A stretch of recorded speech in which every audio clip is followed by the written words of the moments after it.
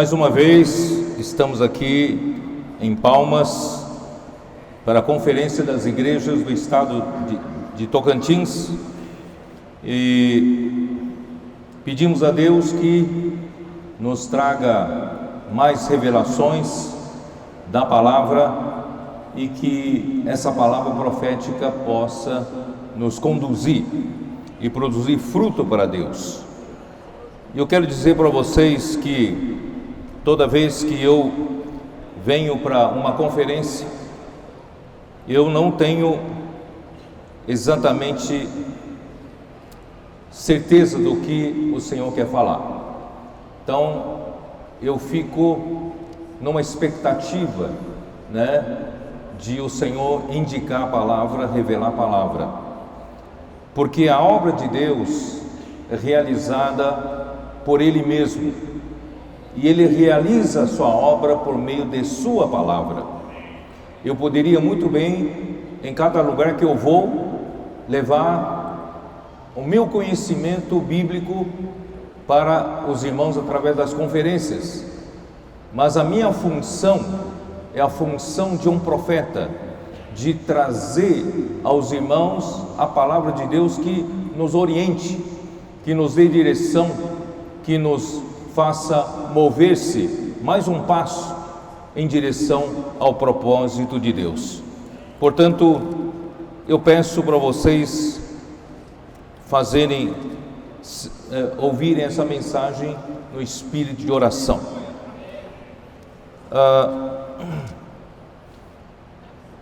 Jesus mesmo disse em João 5, versículo 19, Ele disse que em verdade vos digo que o Filho nada pode fazer de si mesmo, senão somente aquilo que vi fazer o Pai. Porque tudo o que este fizer, o Filho também semelhantemente o faz. Quer dizer, quem faz as coisas é Deus. Até mesmo o Senhor, nosso Senhor Jesus Cristo, Ele não faz nada por si mesmo. Ele não usa a sua própria capacidade de fazer as coisas, senão Ele é obediente ao que Deus Pai quer fazer. Versículo 30, eu nada posso fazer de mim mesmo, na forma porque ouço julgo, o meu juízo é justo, porque não procuro a minha própria vontade, e sim a daquele que me enviou. Graças ao Senhor, é nesse princípio, irmãos, que nós seguimos falando a palavra profética.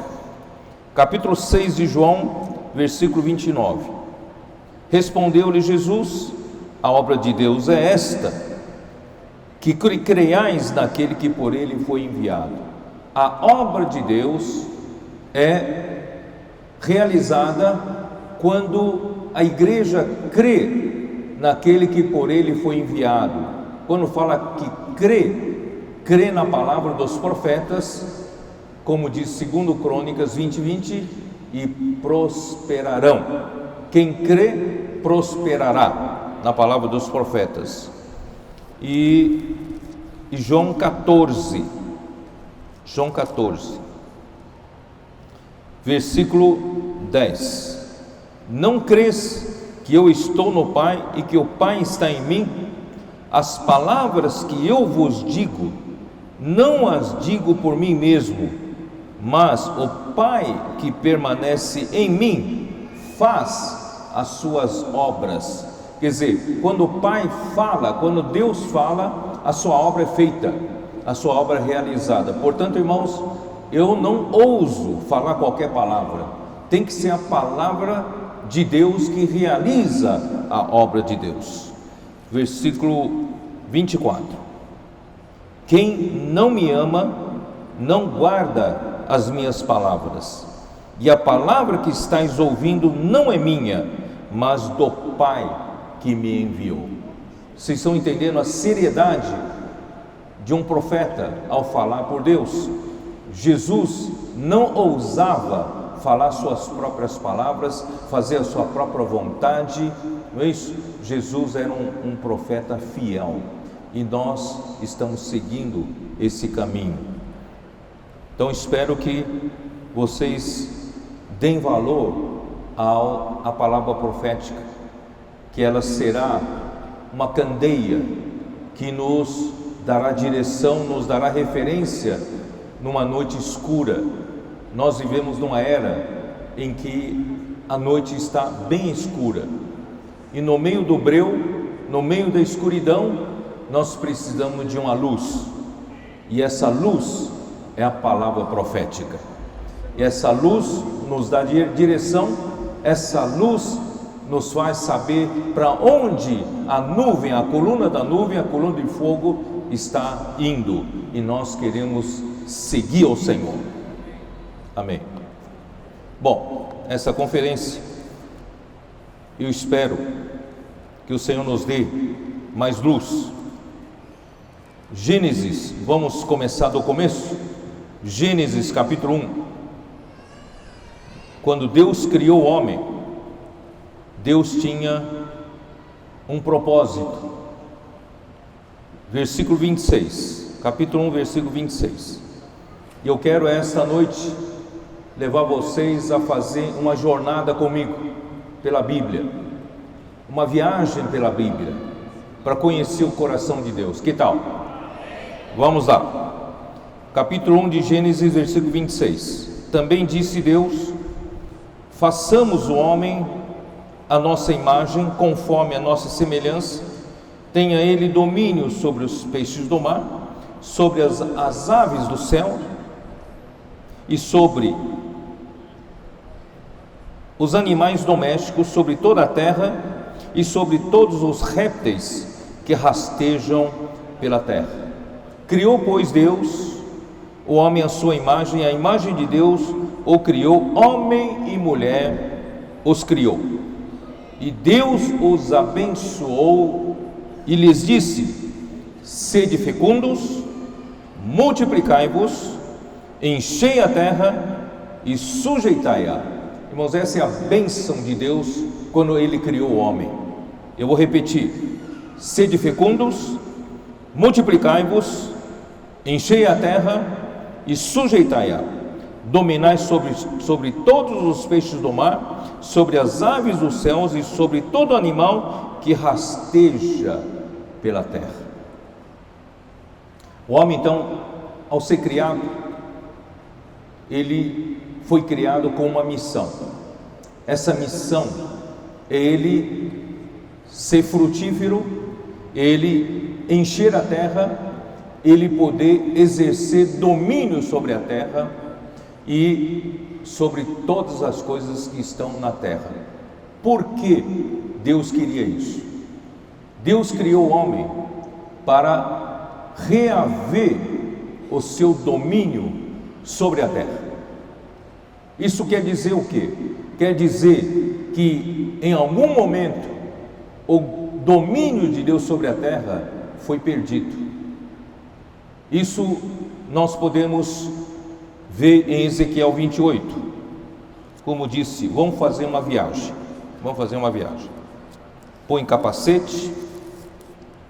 Vamos lá. Ezequiel 28. Deus, muito tempo antes da criação do homem, Deus havia designado um arcanjo. E esse arcanjo, ele dominaria a terra por Deus, em nome de Deus, para que esse arcanjo pudesse ter a capacidade de dominar a terra, de cuidar, administrar a terra. Ele foi criado com muita capacidade. Aqui diz o seguinte: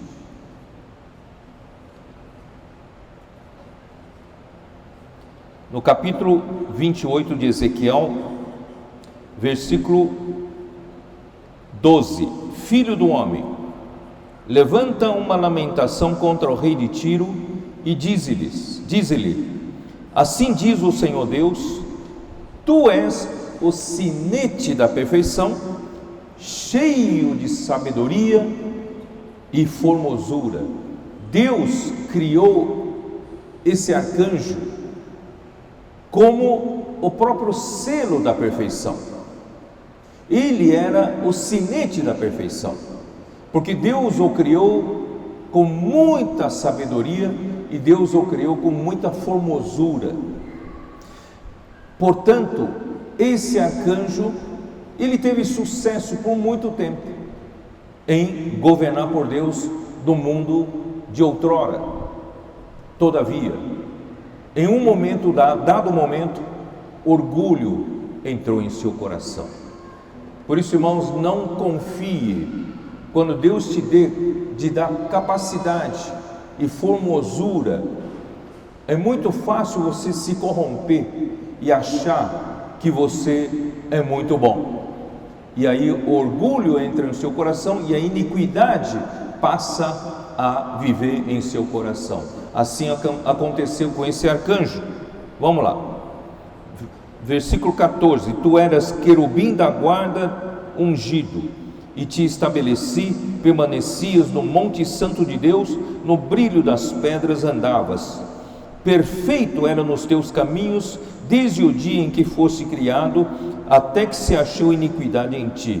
Na multiplicação do teu comércio, se encheu o seu interior de violência, e pecaste, pelo que te lançarei profanado fora do monte de Deus, e te farei perecer, ó querubim da guarda, em meio ao brilho das pedras.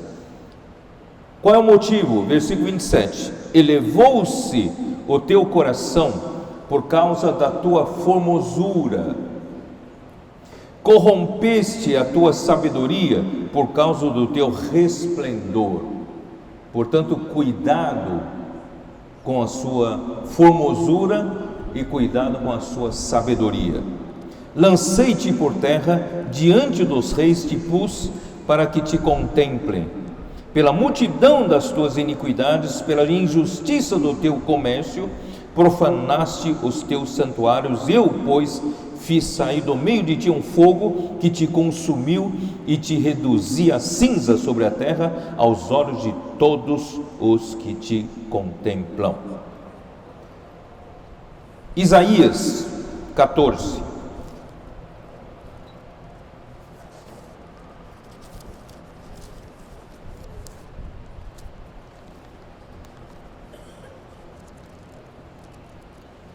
Isaías,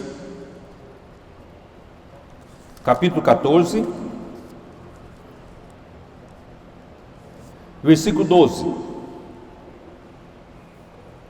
Como caíste do céu, ó estrela da manhã, filho da alva, como foste lançado por terra, tu que debilitavas as nações. Tu dizias no teu coração: eu subirei ao céu, acima das estrelas de Deus, exaltarei o meu trono. As estrelas de Deus aqui se referem aos anjos de Deus. E no monte da congregação me assentarei nas extremidades do norte. Extremidade do norte é onde está o trono de Deus. Subirei acima das mais altas nuvens e, olha só que ousadia, serei semelhante ao Altíssimo. Por isso, irmãos, o hino que nós cantamos, nós proclamamos que só Deus é santo, só Ele está acima de tudo, não há nada semelhante a Ele, nada é comparado a Ele. Contudo, serás lançado ou precipitado para o reino dos mortos, no mais profundo do abismo. Então, com essa rebelião no universo, muito tempo antes de Deus criar o homem, trouxe desordem nesse universo, porque quando a autoridade de Deus é desafiada, porque é a autoridade de Deus que mantém todas as coisas em ordem nesse universo, e quando surge uma segunda autoridade, uma pseudo-autoridade, uma autoridade ilegal, que nós vemos que a Bíblia chama de autoridade das trevas, ou o império das trevas. Quando surge essa segunda linha de autoridade, a autoridade de Deus foi desafiada. E quando isso acontece, a confusão entra imediatamente e o caos se instala no universo. Portanto, o universo em que vivemos, irmãos, é um universo que está em processo de entropia, está em processo de constante destruição, constante desordem, até a sua destruição total. Então Deus, Ele criou o homem com o propósito de restaurar a sua autoridade nesse universo. Eu e você fomos criados com esse propósito. Por isso nós somos uma única criatura criada por Deus à sua imagem, a imagem do Criador, na semelhança do Criador, nós somos criados. Vocês entenderam? Porque Deus, para Ele fazer-nos recuperar o reino de volta para Deus, Ele teria que criar um ser mais sábio ainda, mais formoso ainda do que esse arcanjo. Só que quanto mais capacidade e sabedoria Ele dá para a sua criatura, maior é a possibilidade de a mãe Ele se orgulhar. Então Deus, na sua infinita sabedoria, Ele percebeu que esse não é o caminho. O caminho é Ele criar algo à sua imagem e com a sua semelhança, para que essa criatura que Ele criou pudesse ter um órgão de se unir ao Deus Criador e permitir que o Deus Criador nele seja o seu poder, seja a sua beleza e seja a sua sabedoria. Então Deus criou o homem como um vaso para poder conter esse Deus maravilhoso. Portanto, nós somos criados não com a nossa capacidade grande. A nossa capacidade, irmãos, é conter Deus. E Deus em nós é que é o poder para realizar a obra de Deus. Para que nós somos todos vasos de barro, para que a excelência do poder seja de Deus e não de nós. Então, Deus criou o homem dessa forma. Então, você e eu fomos criados para reaver o reino de volta para Deus nessa terra. Então, como Deus fez? Capítulo 2, versículo 7 de Gênesis. Dá uma olhada como Deus criou o homem.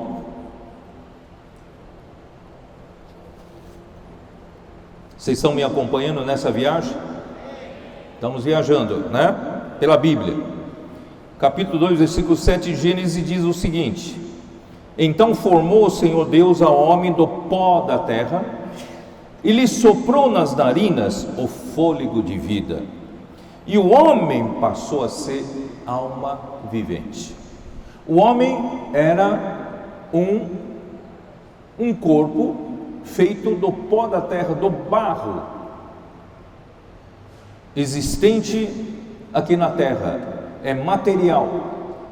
Mas a criação do homem por Deus foi uma criação maravilhosa. Deus eterno, Deus único, santo, maravilhoso, incriado, Ele soprou o fôlego de vida para dentro desse boneco de barro.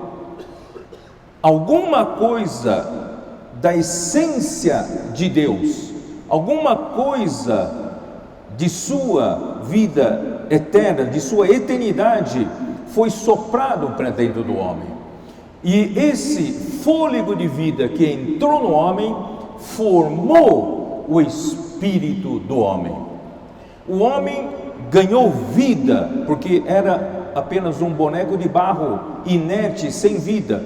Mas quando Deus soprou para dentro desse boneco de barro, o homem ganhou vida. Então o homem foi criado, na verdade, pelo sopro do Todo-Poderoso. Então nós fomos criados pelo sopro de Deus, e esse sopro, esse fôlego de vida, em hebraico, eu falei ontem à noite, né, na reunião de ontem à noite,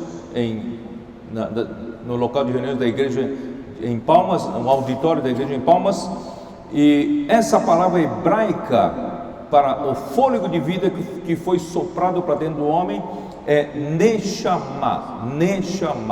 Essa mesma palavra foi usada também em Provérbios 20, 27, onde diz: o espírito do homem é a lâmpada do Senhor, o qual esquadrinha o mais íntimo do coração do homem.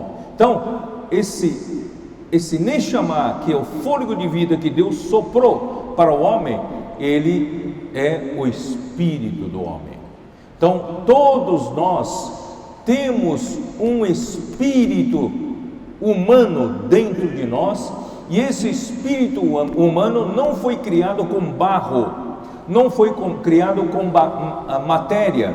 Esse espírito do homem foi criado com o próprio sopro do Deus eterno. Por isso nós possuímos a eternidade no nosso coração. Por isso que o homem, mesmo que esse corpo se adoece e morre, mas o homem, o espírito do homem não morre, porque foi feito do sopro do Deus eterno. E o homem assim passou a ser uma alma vivente. Cada um tem a sua alma, tem a sua característica, tem a sua personalidade. Deus quis assim, para que você e eu, cada um tenha a sua alma e espírito do homem dentro de nós. E o corpo ganhou a vida biológica. Assim, nós, homens, somos de 3 partes. Nós temos o espírito humano dentro de nós, não é físico. Você pode abrir o corpo humano, você não vai achar o espírito humano, porque não é físico, foi feito pelo sopro de Deus.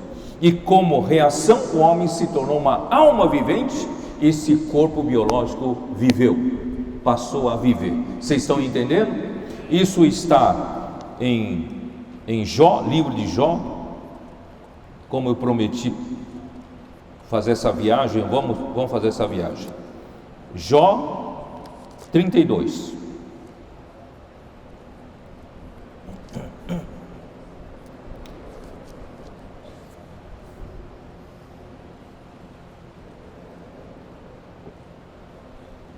Versículo 8. Todos acharam? Na verdade, há um espírito no homem, e o sopro do Todo-Poderoso o faz sábio. Quem nos faz sábio?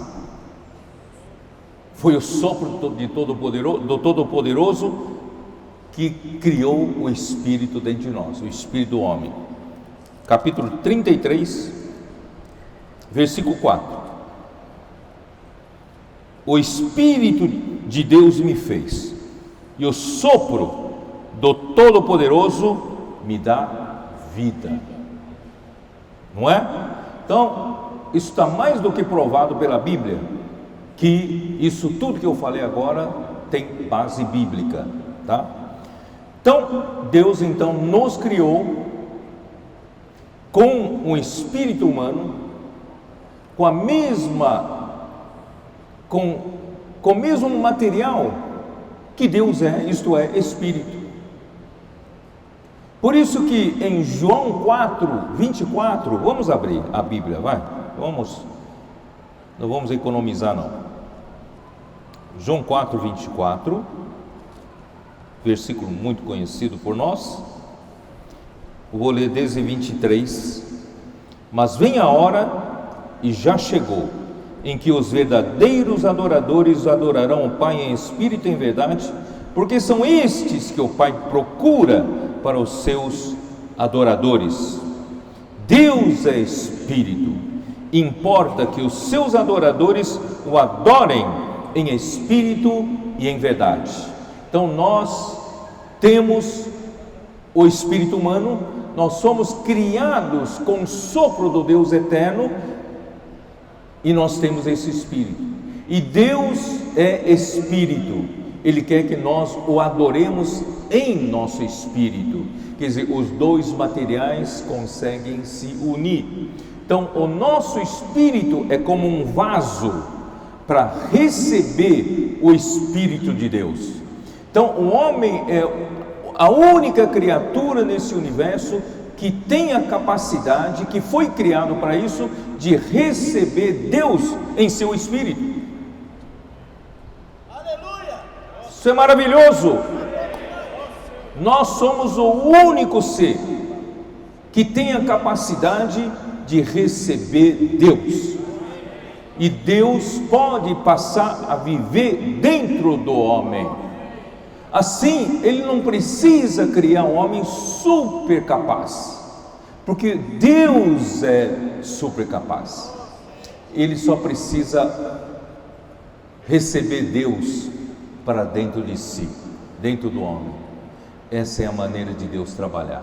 Por isso que lá no Jardim do Éden, simbolicamente, Deus então colocou a árvore da vida no meio do jardim.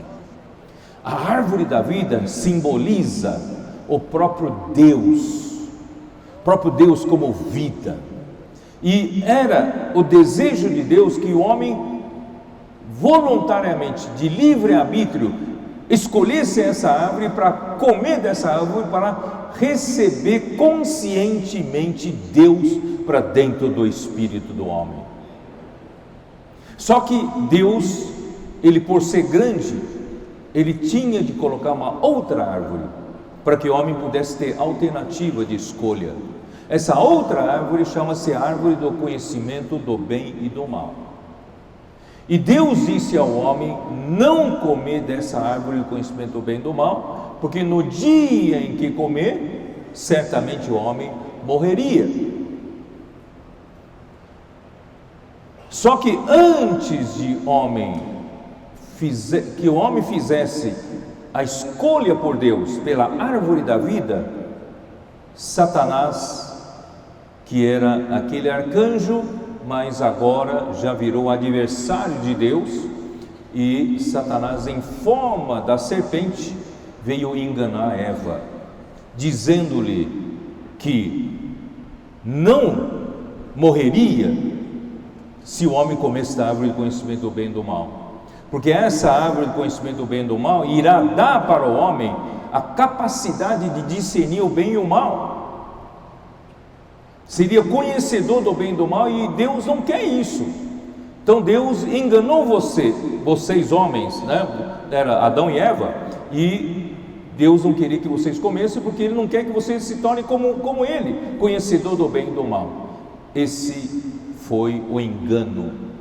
E a Eva viu a árvore, viu que era bom para ter entendimento e também bom para alimento, acabou tomando do seu fruto e também deu para o seu marido Adão. E assim o homem caiu, entrou na armadilha de Satanás. Não se concretizou o que Deus queria, que o homem recebesse Deus para dentro de si, passasse a viver dentro dele. Não se concretizou. A partir daí, vocês conhecem toda a história. Deus então teve muito desgosto na descendência do homem. Logo, na segunda geração de Adão e Eva, Caim matou o seu próprio irmão Abel. O primeiro homicídio foi cometido já na segunda geração. E as coisas foram indo de mal para pior. Embora houvesse uma linha, né, de 7 Enos, uma linha positiva, mas também havia a linha de Caim, que começou a produzir uma civilização sem Deus. Tudo isso foi indo de mal para pior, chegando em Gênesis 6. Dá uma olhada em Gênesis 6.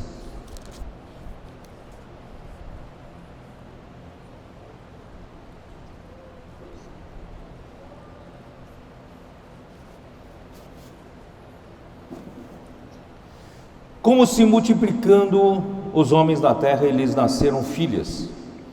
Vendo os filhos de Deus que as filhas dos homens eram formosas, tomaram para si mulheres as que entre todas mais lhes agradaram. Que negócio é esse? Os filhos de Deus aqui referem-se aos anjos. Mas Jesus já disse certa vez que os anjos não casam nem se dão em casamento.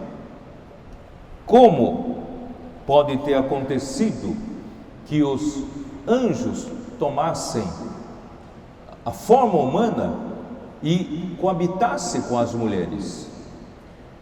Mas isso de fato aconteceu. De fato aconteceu. E dessa relação anormal, mistura de espécies, surgiram gigantes na terra, os nefilins, os grandes. Então, os anjos, esses anjos não são os anjos positivos de Deus, são os anjos que seguiram a Satanás na sua rebelião, são os anjos caídos.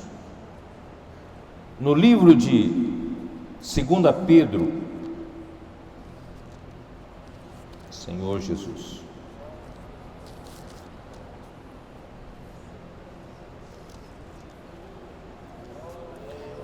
capítulo 2, 2 Pedro, versículo 4.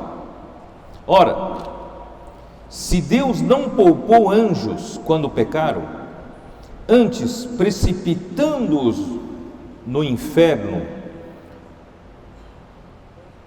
o Tártaro, os entregou a abismos de trevas, reservando-os para o juízo. Quer dizer, esses anjos que fizeram essa tamanho crime, vamos dizer assim, tamanho erro, e Deus então os reservou para o abismo. Eles estão trancados a abismos de trevas.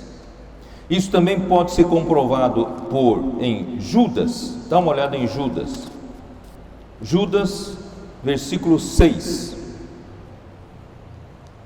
E a anjos, os que não guardaram o seu estado original, quer dizer, o seu estado original, Jesus já disse certa vez, eles não casam nem se dão em casamento, mas de alguma forma eles saíram do seu estado original e acabaram se misturando com a raça humana, mas abandonaram seu próprio domicílio. Ele tem guardado sob trevas, em algemas eternas, para o juízo do grande dia. Então, esses anjos caídos que cometeram esse tamanho horror, eles estão trancafiados, eles estão guardados sob trevas, em abismos, para o juízo do grande dia. Deus ainda vai julgá-los. Vocês estão entendendo? Então, com isso, o que aconteceu? Por que eu estou falando sobre tudo isso? Porque aconteceu que em Gênesis capítulo 6, depois dessa mistura horrível entre os anjos caídos e as mulheres, os filhos que foram gerados eram os filhos que diz aqui no versículo 4. Ora, naquele tempo havia gigantes da terra, que são os filhos dessa união ilegal. E também depois, quando os filhos de Deus possuíram as filhas dos homens, quer dizer, houve repetições disso, as quais lhes deram filhos. Estes foram valentes, varões de renome na antiguidade. Isso foi o motivo, irmãos, isso contaminou o homem, e a partir daí, irmãos, a maldade só se multiplicou, porque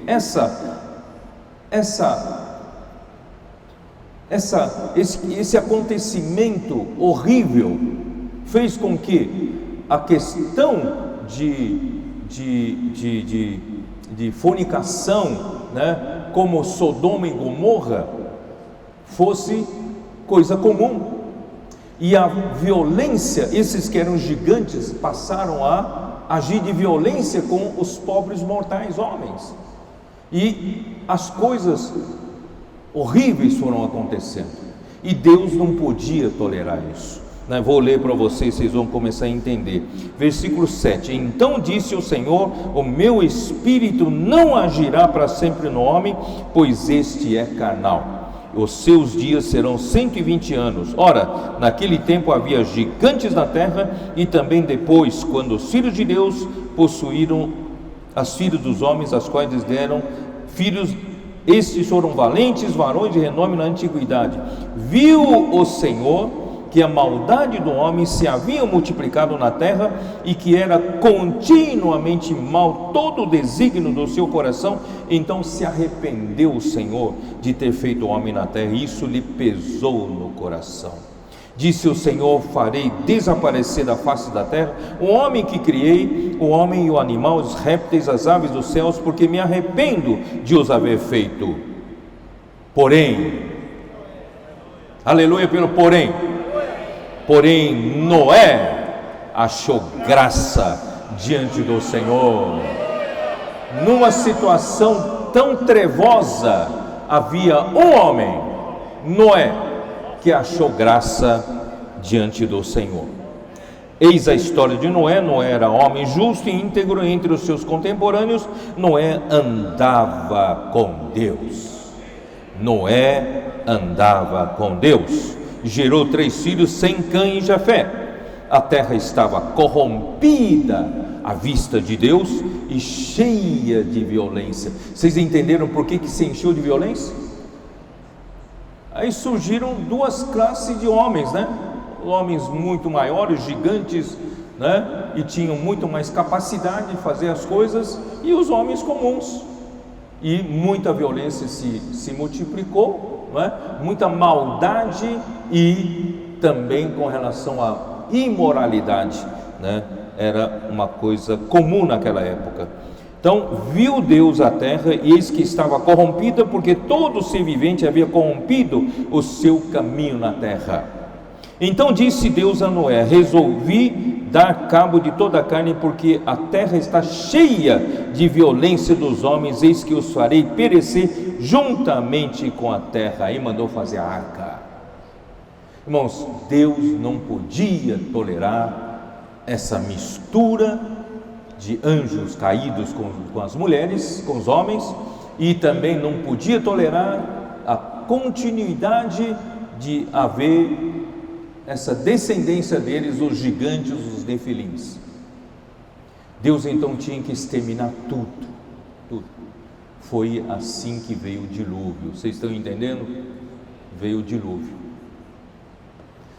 Ó Senhor Jesus, pense no coração de Deus.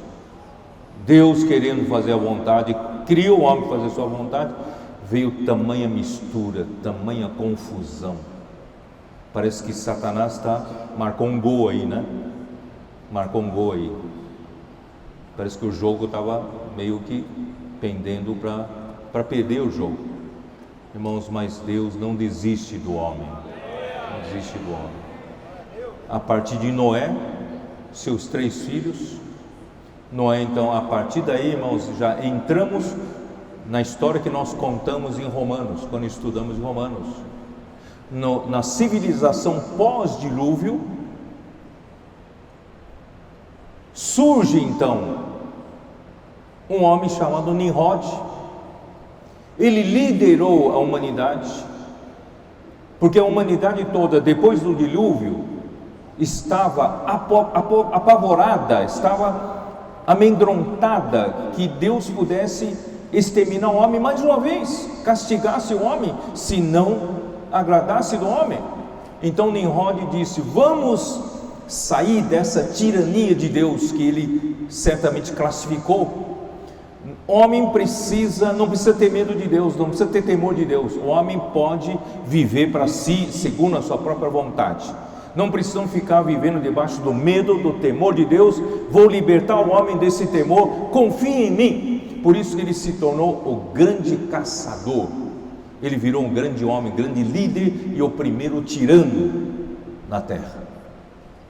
E ele então pregou a independência do homem com relação a Deus. Olha só que ponto o homem chegou. Foi aí, irmãos, o surgimento de adoração a ídolos. Porque para que o homem pudesse ter sucesso na vida sem Deus, ele precisava de ajuda de alguns seres com poderes maiores do que o homem, não é? E eles conheceram esses seres, porque em Gênesis 6, eles conheceram esses anjos caídos, e eles conheceram os valentes, os gigantes, tinham mais capacidade.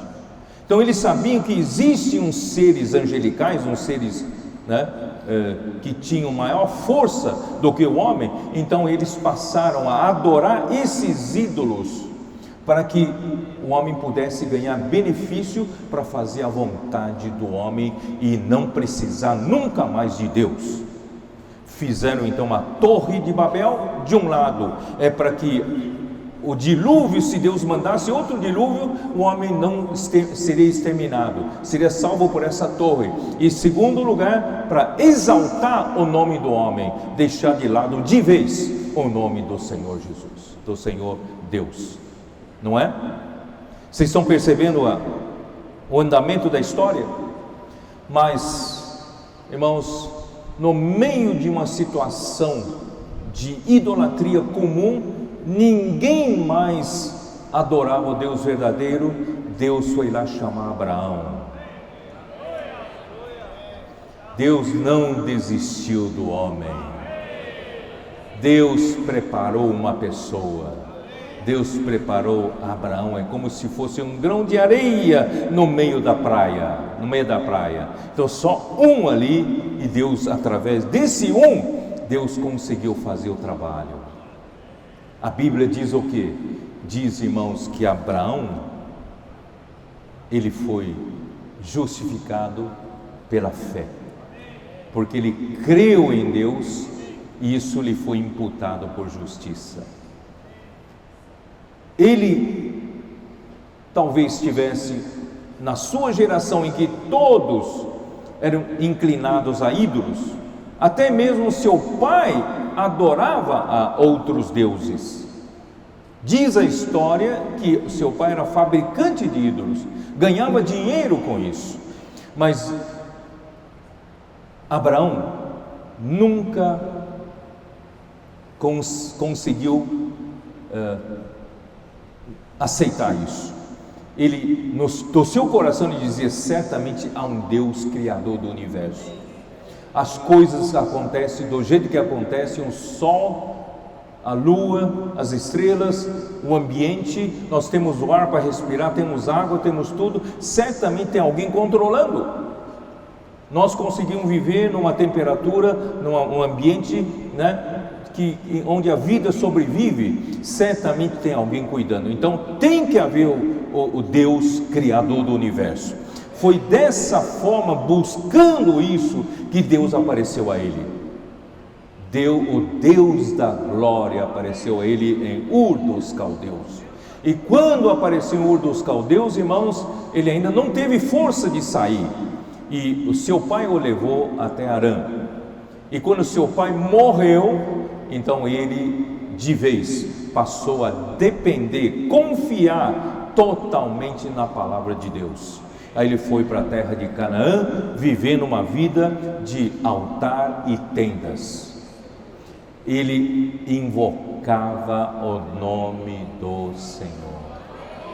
Era o único nesse universo, naquela época, irmãos, que invocava o nome do Senhor, porque todos os demais invocavam o nome dos deuses estranhos.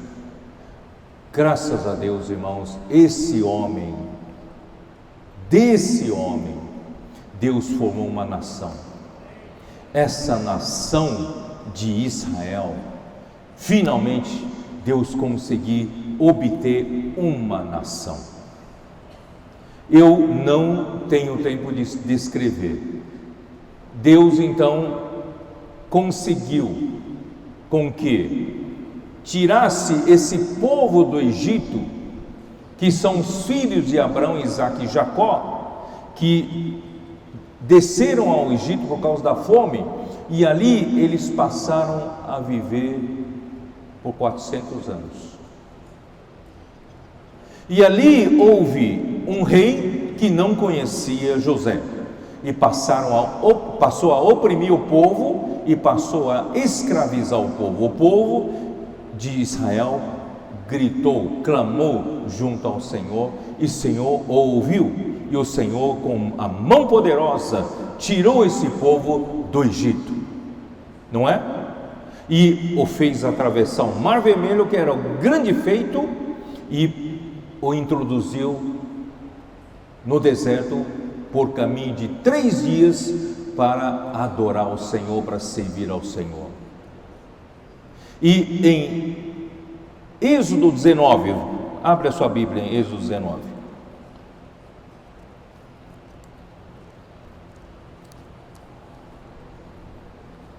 Ronaldo, nós temos tempo até quando? Até que horas?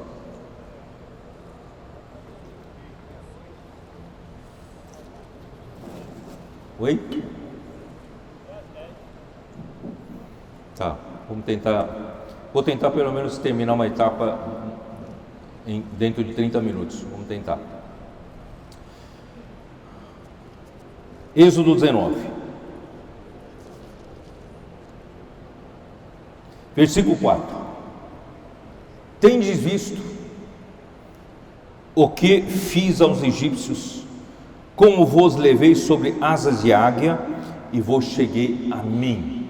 Irmãos, dentro dessa história toda que eu contei para vocês, um pano negro, mais negro, um pano de fundo horrível, e Deus finalmente conseguiu um homem, e a partir desse homem Deus conseguiu um povo. Então Deus tirou esse povo com muito carinho, levou esse povo sobre as asas de uma águia e trouxe a Ele mesmo. Que maravilha!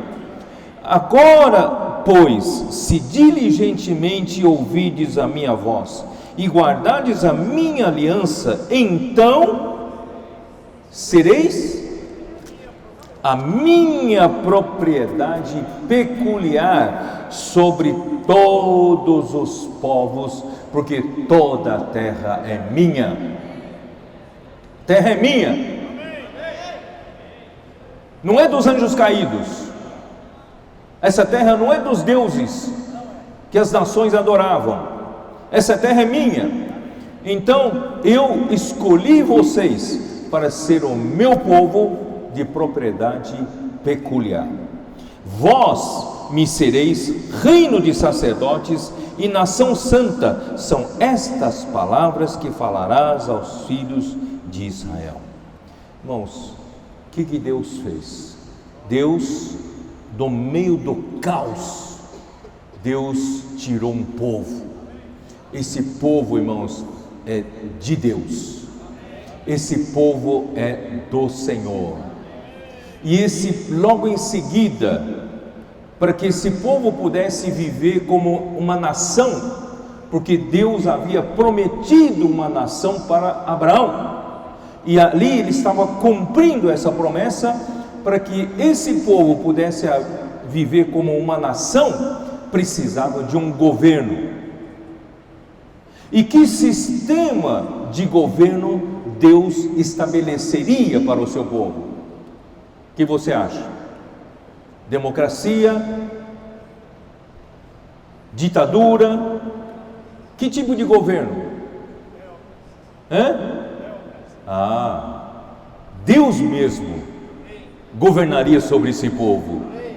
Era a primeira nação teocrática, a primeira nação que tinha um sistema de governo que é teocracia. Deus governava sobre esse povo. Vocês estão conseguindo entender agora todo um contexto? Agora Deus tem um povo aqui na terra, uma nação aqui na terra, que Deus quem governa. Governa como? Em seguida, no capítulo 20 de Êxodo, ele então manda os 10 mandamentos. E em seguida, as leis. Então, resumindo, a lei de Moisés se tornou a constituição dessa nação. A lei de Moisés se tornou os fundamentos para estabelecimento dessa nação teocrática, governada por Deus. Vocês estão entendendo? E essa nação de Israel surgiu dessa forma.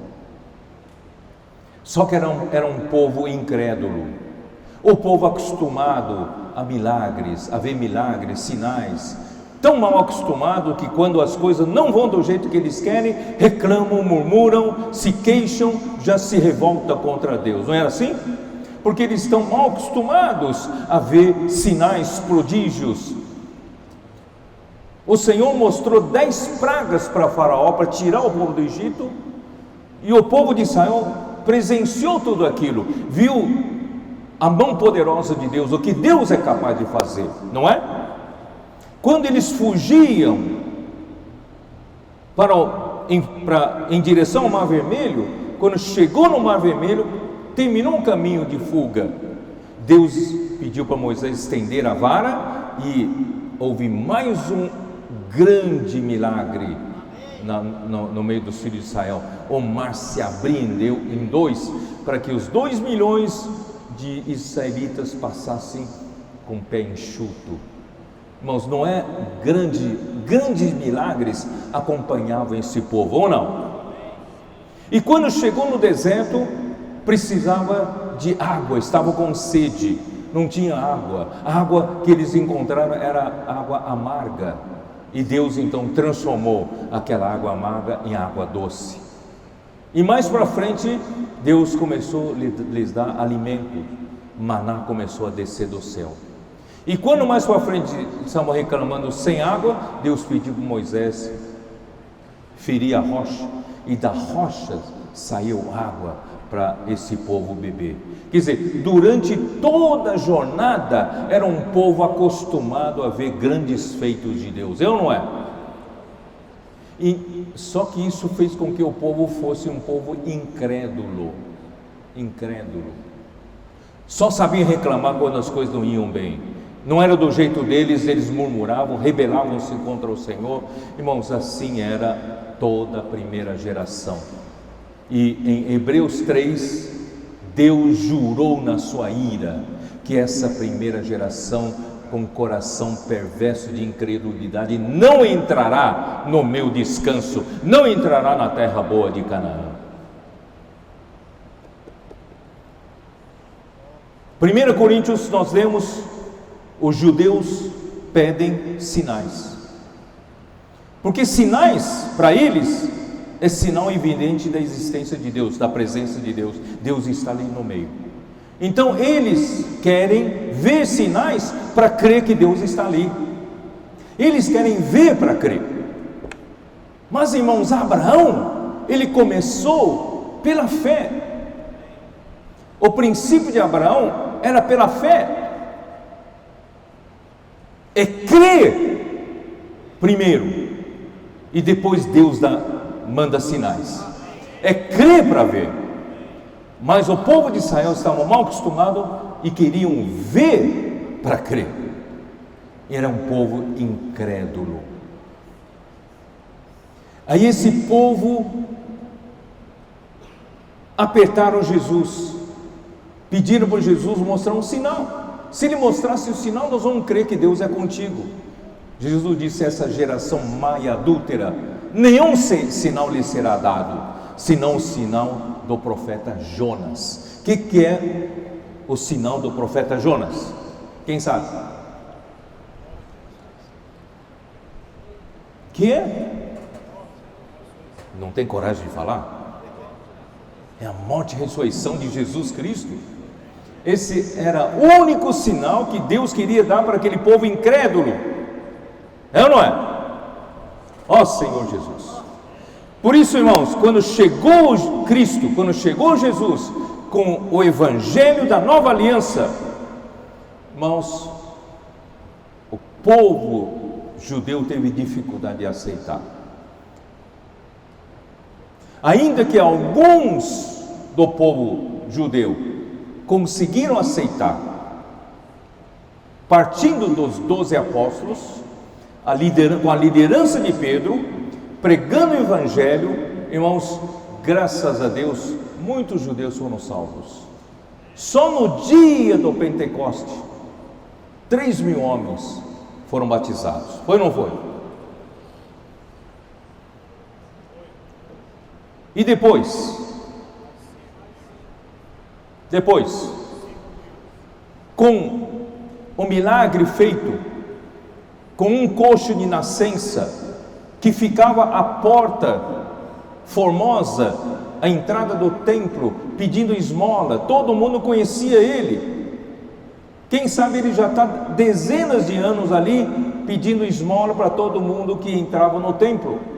Ele era um coxo de nascença de mais de 40 anos. Pedro, quando ele pediu esmola para Pedro e João, Pedro disse: prata e ouro não possuo, mas o que eu tenho eu vou te dar. Em nome de Jesus Nazareno, levanta e anda.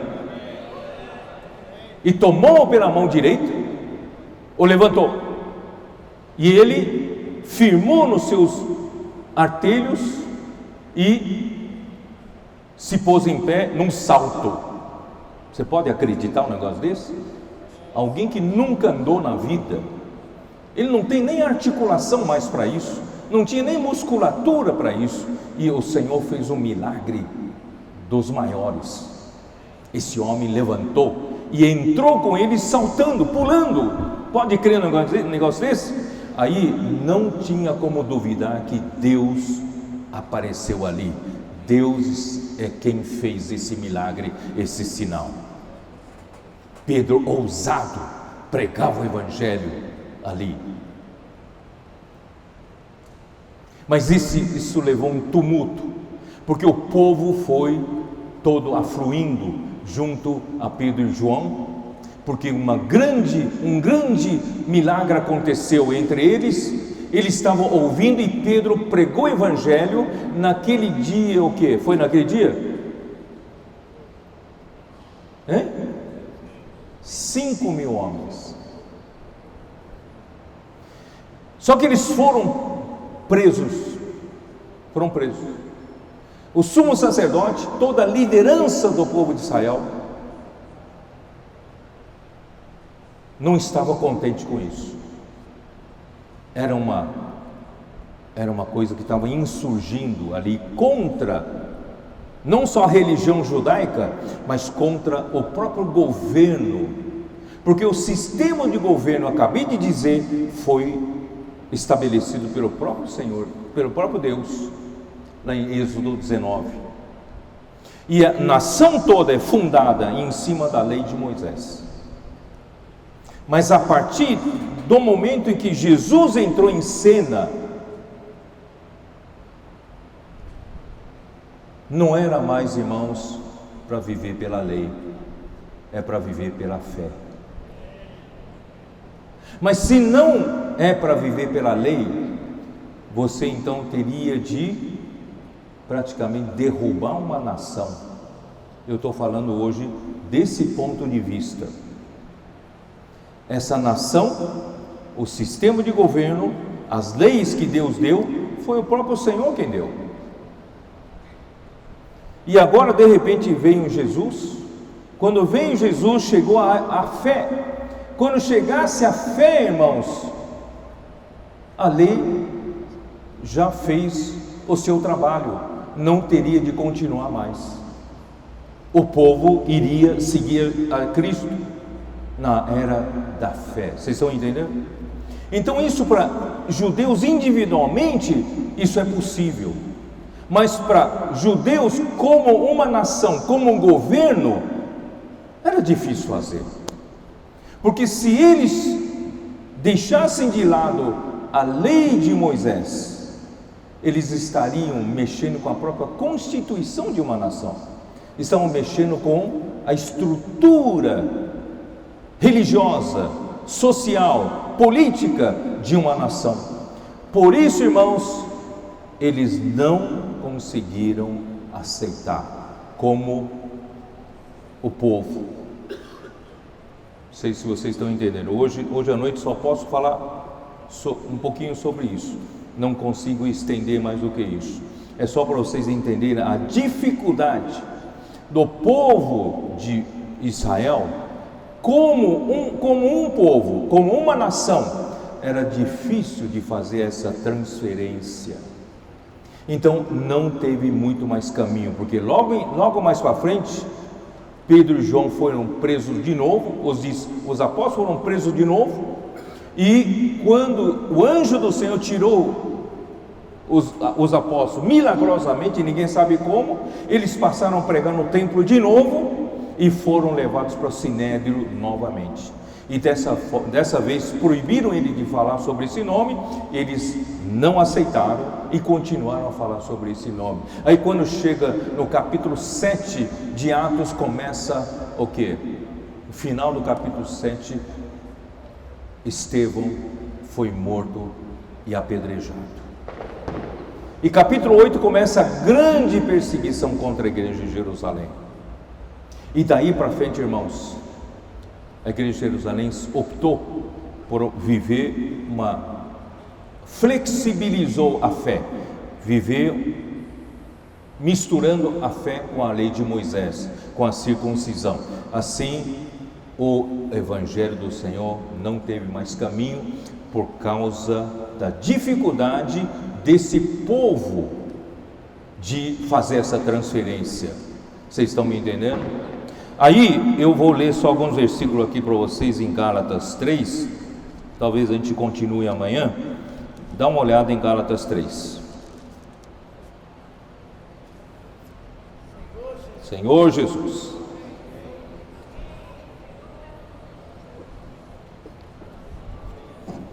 Vocês são bem-aventurados. Eu ultimamente não tenho feito essa viagem como eu fiz com vocês, tá? Para vocês entenderem melhor.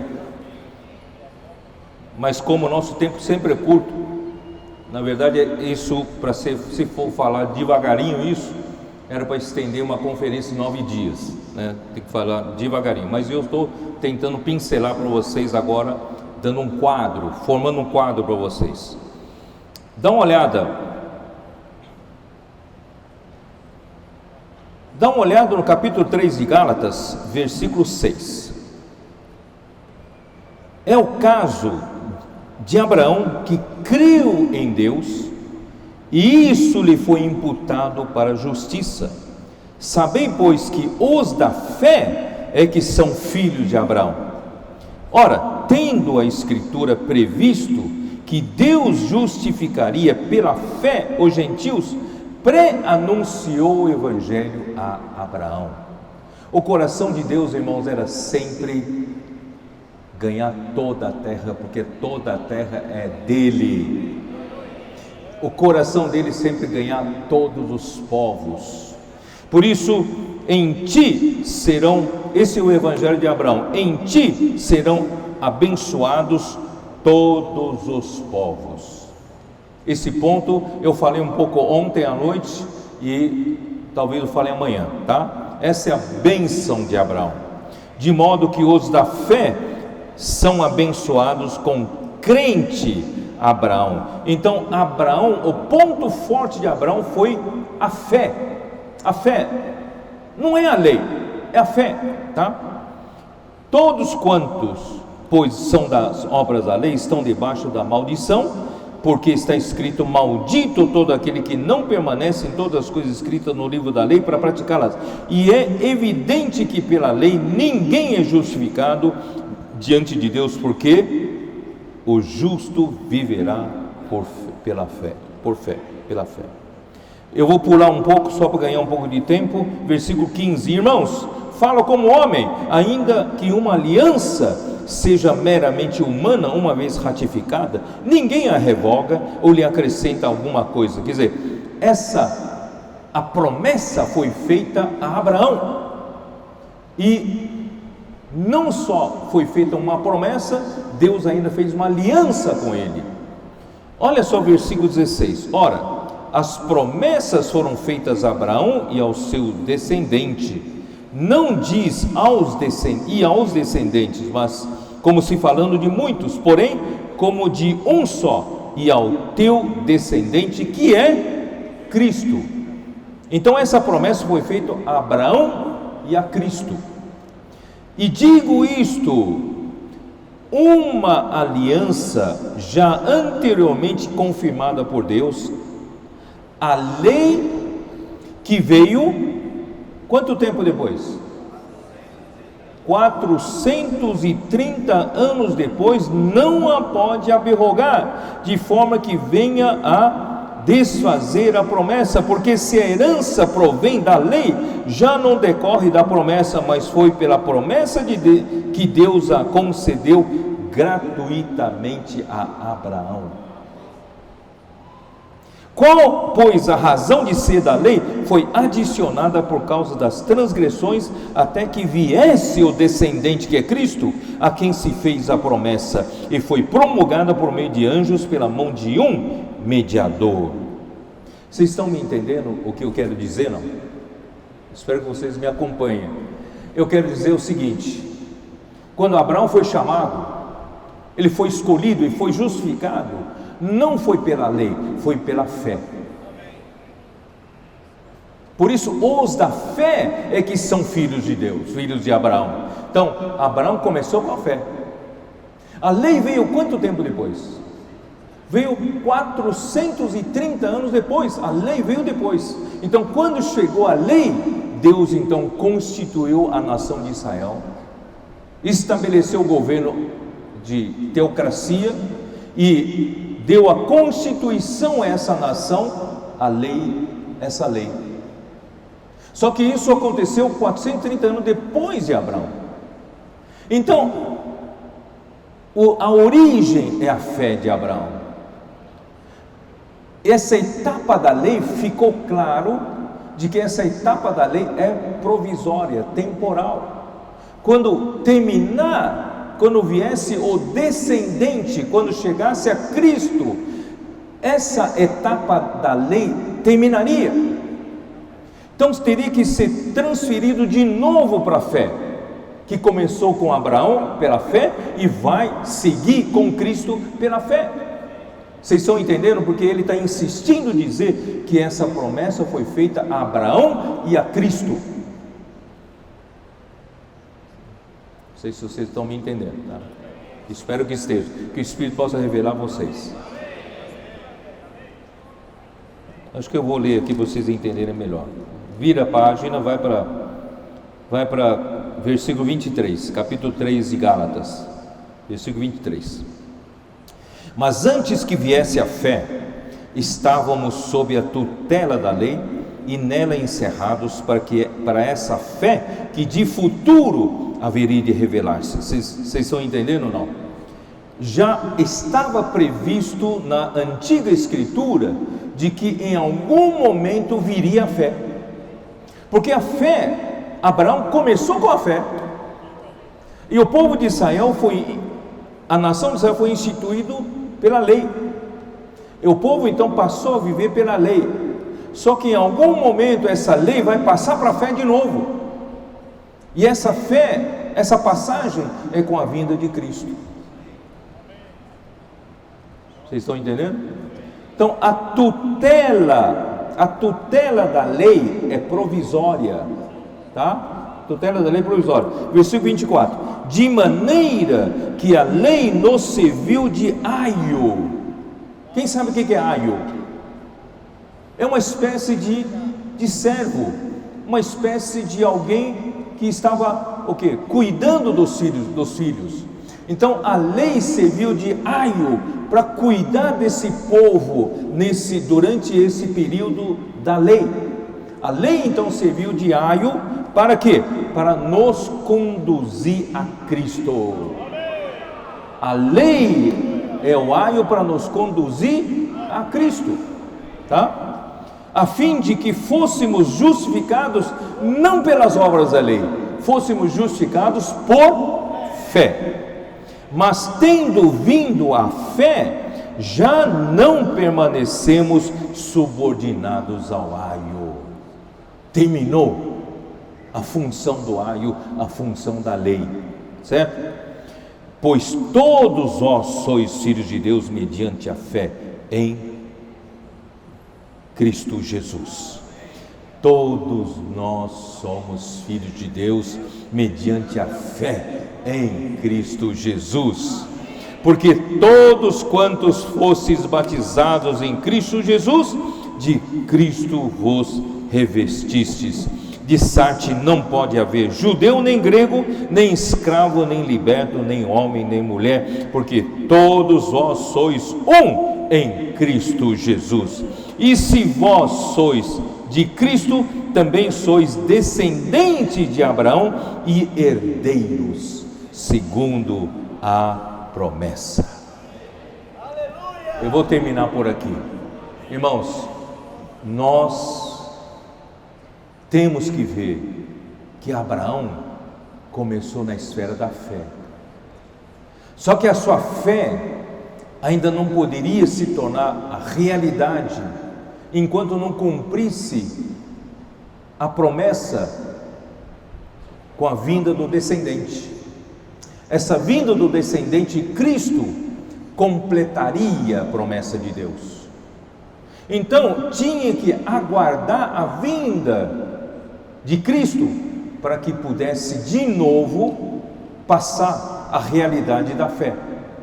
Então, durante esse tempo, o povo de Israel era um povo escolhido por Deus, o povo de Deus, uma nação estabelecida, em cima da lei de Moisés, e Deus governaria sobre esse povo, mas isso era temporário. Quando veio Cristo, irmãos, a lei já não tem mais função, e agora para nós passamos a viver pela fé. Só que Israel como povo, nós temos que entender que eles têm dificuldade de transferência. Como é que eles vão transferir de uma hora para outra? Você acaba com a nação. Vocês estão entendendo ou não? É por isso que não teve mais caminhos por Jerusalém.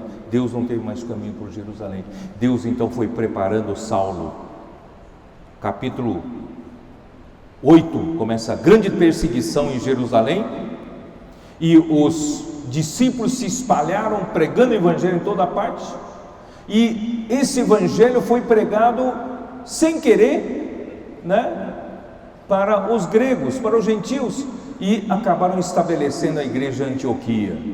E Deus então, pouco a pouco, foi trabalhando, preparando Saulo, e Saulo foi enviado juntamente com Barnabé para a obra que eles os tinham ordenado, separado. Então, irmãos, essa linha do Espírito através de Jerusalém não tinha como ter sucesso em seguir, porque se eles continuarem a fazer aquilo que Pedro está fazendo com ousadia, de alguma maneira eles vão bater de frente com o governo, com a liderança do povo de Israel. Não poderia, não tinha como seguir, não tinha caminho, a não ser que toda a liderança, toda a nação se converte, mas não está isso previsto na Bíblia. Mas Deus não abandonou esse povo, não. Muitos, como Paulo, se converteram, mas como nação, irmãos, quando chegar no final dos tempos, o Senhor ainda terá misericórdia de salvar os remanescentes. Os remanescentes, como povo, serão salvos. Eles finalmente confessarão o nome de Jesus, eles invocarão o nome do Senhor Jesus e entrarão, irmãos, por essa porta, eles serão salvos. Mas nós, irmãos, ganhamos a grande sorte. Somos os gentios que nada tínhamos que ver com o povo de Israel do Antigo Testamento, mas por meio de Abraão, da promessa feita a Abraão, que nele seriam benditas todas as famílias da terra, irmão, isso chegou até nós. E nós somos abençoados em Abraão. E a bênção de Abraão é o quê? É o Espírito prometido. E nós recebemos o Espírito prometido como a bênção, maior bênção do universo pode existir. Você precisa dar valor para esse Espírito. que a bênção de Abraão abençoará a sua vida. Você quer realmente que Deus abençoe a sua vida? Abençoe seu emprego, abençoe sua família, abençoe seu casamento, abençoe seus filhos. Você quer? A bênção está nesse espírito. A bênção de Abraão é o espírito prometido. Deus abençoe vocês. Jesus é o Senhor.